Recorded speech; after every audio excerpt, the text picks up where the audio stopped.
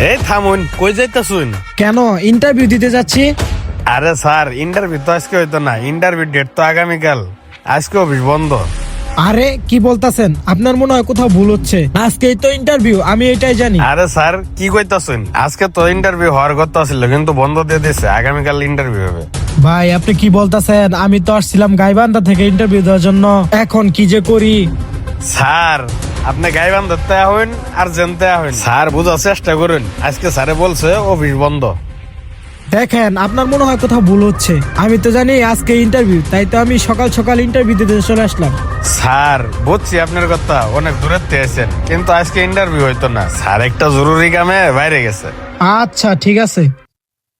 Sir শুনুন যে, জি বলেন। স্যার আমার একটা উপকার করবেন। আজকে অফিস বন্ধ, আমার ছোট ভাই জামালপুর থাকে। আমার 5,000 টাকা পাঠাই দিবেন বিকাশে। স্যার আপনার বিকাশে যদি টাকা থাকে তাহলে পাঠাই দিন যে। আচ্ছা দেন, আমার বিকাশে আছে, আমি পাঠাই দিতেছি।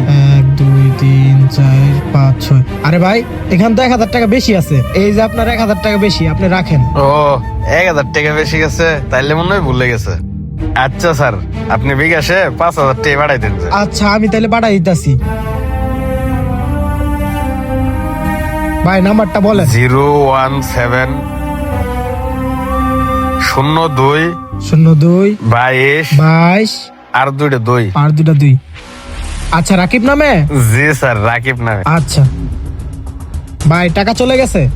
আচ্ছা স্যার। থাকেন তাহলে। স্যার শুনুন, হ্যাঁ ভাই বলেন।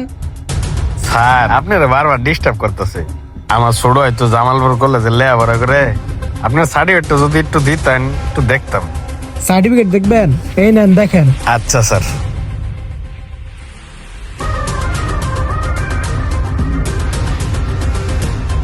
আল্লাহ স্যার, আপনি এসএসসি তে এত ভালো রেজাল্ট করছেন, এইচএসসি তেও দিই আপনার ভালো রেজাল্ট, আর আপনি আসুন এই ছোট কোম্পানির চাকরি করতে। স্যার আপনি চাইলে তো আরো অনেক বড় বড় কোম্পানিতে চাকরি করতে পারতেন, আর আপনি এই ছোট কোম্পানি তাই শুন।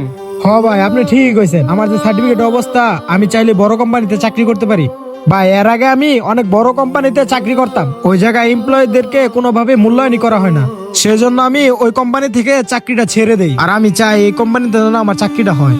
আর আমি শুনছি এই কোম্পানির মালিক নাকি অনেক ভালো, সেজন্যই আমি এই জায়গায় চাকরি নিতে আসছিলাম। আর এই কোম্পানির মালিক নাকি টাইম টু টাইম স্যালারি দেয়। ভাই আমাদের মতো এমপ্লয়ের তো চাই তারা যেন সময় মতো স্যালারিটা পায়। যে কোম্পানি ঠিকঠাক মতো স্যালারি দেয়, এমপ্লয়ীদেরকে সুযোগ সুবিধা দেয়, আমার কাছে মনে হয় ওই কোম্পানিতে চাকরি করাটাই উত্তম। ভাই তাই আসছিলাম ওই সমস্ত নামি দামি কোম্পানি ছেড়ে দিয়ে অনেক আশা নিয়ে এই কোম্পানিতে ইন্টারভিউ দেওয়ার জন্য।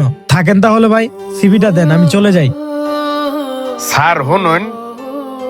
জি ভাই, আরো কিছু বলবেন? স্যার আমার একটা উপকার করবেন। আমার কাছে 60 টাকা ছিল, আমি জানি আজকে ইন্টারভিউ, তাই স্যার এই কলম গুলা নিয়েছিলাম। কলম গুলা যদি আপনি নিতেন, আমি ভাবছিলাম যারা এখানে ইন্টারভিউ দিতে আইব তারা হয়তো আমার কলম গুলা কিনবো, আমি তাদের কাছে 5 টাকা করে বেচতাম। স্যার আজকে তো ইন্টারভিউ হইলো না, তাই কলম গুলা বেচতে পারিনি। এখন আমার কাছে কোনো টেহাও নাই, আমি যে দুপুরে কিছু খাইবাম এই পরিস্থিতিও নাই। এখন যদি আপনি কলম গুলা আমার হাতে কিনে নিতেন, তাইলে হয়তো দুপুরে খাইতে পারতাম। ও আচ্ছা, আপনার কাছে টাকা নাই? কলমটা দেন। ভাই আপনাকে কয় টাকা দিব? স্যার আমি তো কিনছিলাম 60 টাকা দিয়ে, এখন আপনি খুশি করে যা দেন। ও আচ্ছা, 100 টাকা রাখেন।